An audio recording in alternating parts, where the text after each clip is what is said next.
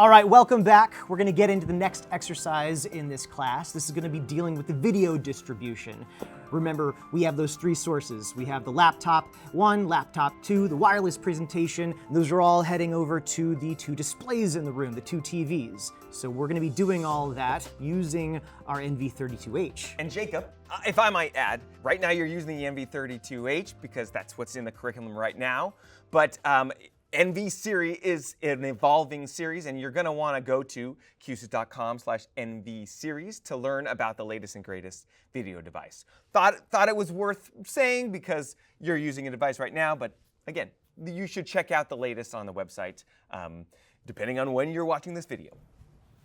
Exactly. We are, in this case, using the NV32H in core capable mode. So here we have a nice graphic of the back of the hardware where we can see all of the different pieces that we're using. We have our two HDMI outs. That's where our two displays are getting their feed from.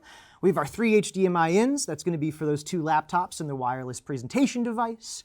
And then everything else there we're certainly going to be putting to use later on in the class, like the GPIO for some sort of connection in the room. And we have our USB for web conferencing and the speakerphone connection.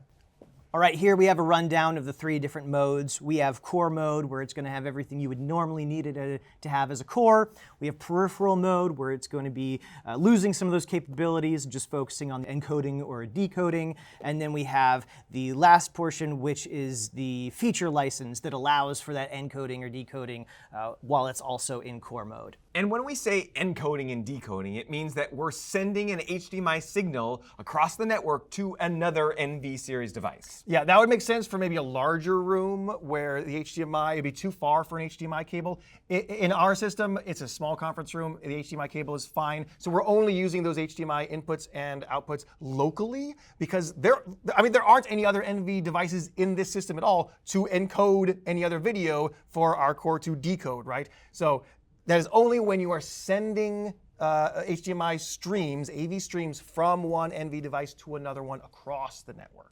So getting into the actual video distribution portion of this, we have our NV32H. And like I was just saying, we have our two laptops and the wireless presentation all connected through the three HDMI ins and those two HDMI outs going to our left display and our right display. First thing that we want to do is add the source selection buttons for those displays to the UCI, so they can decide if they want laptop 1, laptop 2, or the wireless presentation presented at that time. Let's jump into the schematic.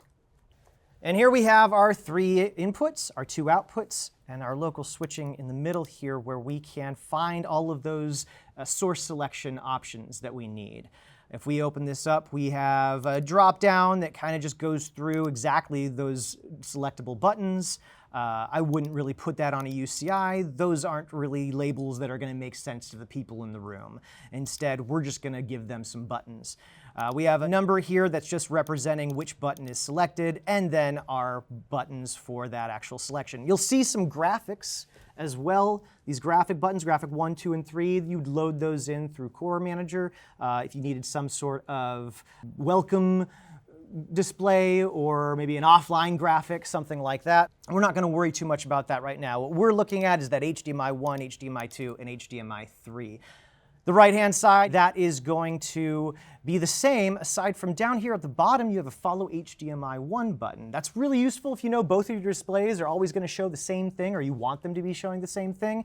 If you hit Follow HDMI 1, that second output is just going to be doing exactly what the first one is. If I select HDMI 1 on output 1, output 2 will do the same. So that's really useful. I'm going to leave it off, though. I'm going to actually give them selection buttons for both displays in this case, and if they want something different showing on one or the other. So that's easy for us to do. We can just grab all 6 of those. So I'll just highlight those, 1, 2, 3, 4, 5, 6, and copy. And then we'll put those on our displays layer. And I'll make them a bit larger here. In true form with this class, I'm more than certain we have classes for these in our style sheet. So let's go ahead and take a look.